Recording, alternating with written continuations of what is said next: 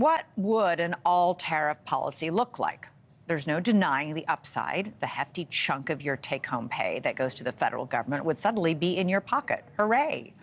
But that disposable income would be disposed of much more quickly, as the cost of nearly everything would jump. That's because companies forced to pay these tariffs would then just pass those costs on to you by raising prices. And of course, when companies make and ship goods from overseas back here, it's not just for fun, it's because it's more efficient.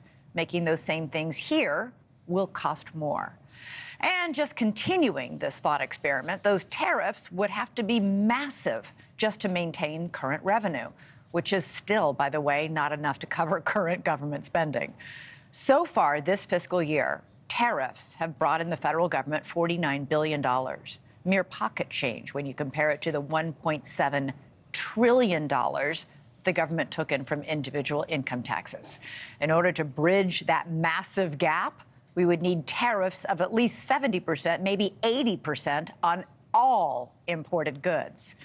I'm not an economist, far from it, but that sounds like something we left behind in the mercantile era of the 18th century. Kentucky Republican Thomas Massie called this tariff proposal, quote, the most intriguing policy idea from the meeting with Trump yesterday.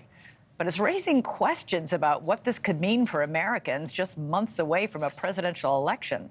Joining us now to discuss all of this is Niall Stanage, White House columnist for The Hill, and Caleb Silver, editor-in-chief of Investopedia.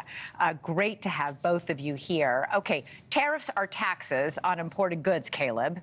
So the prices on anything that's imported will immediately go up, according to Forbes. The prices on everything, like clothing, food, household items, electronics, cars, they say it'll all go up. Is that true?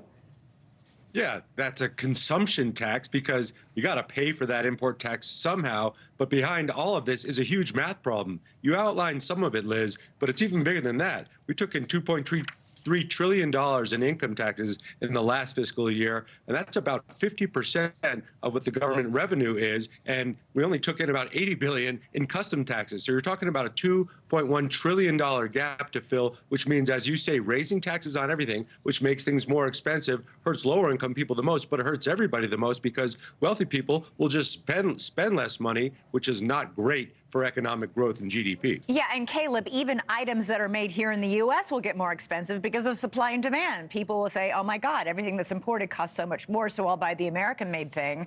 And there's a huge demand for that American-made thing, and those prices will go up.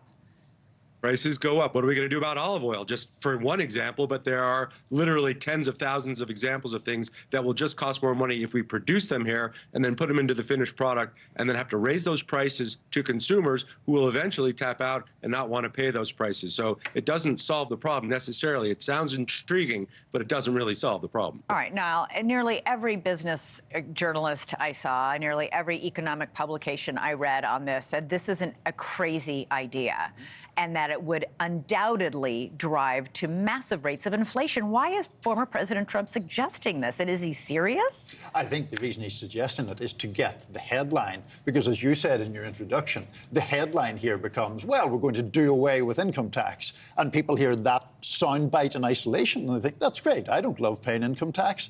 And the downside of this isn't reflected at all. The tariffs you would have to put on to make up that deficit would be massive. And as you and Caleb have noted, that would drive prices through the roof. And people who are struggling to get by as it is, and perhaps sufficiently low income to not be paying very much income tax, would then face these enormous cost of living increases. Thanks so much for watching. Go to joinnn.com to find NewsNation on your television provider. And don't forget to click the red subscribe button below to get more of NewsNation's fact-driven, unbiased coverage.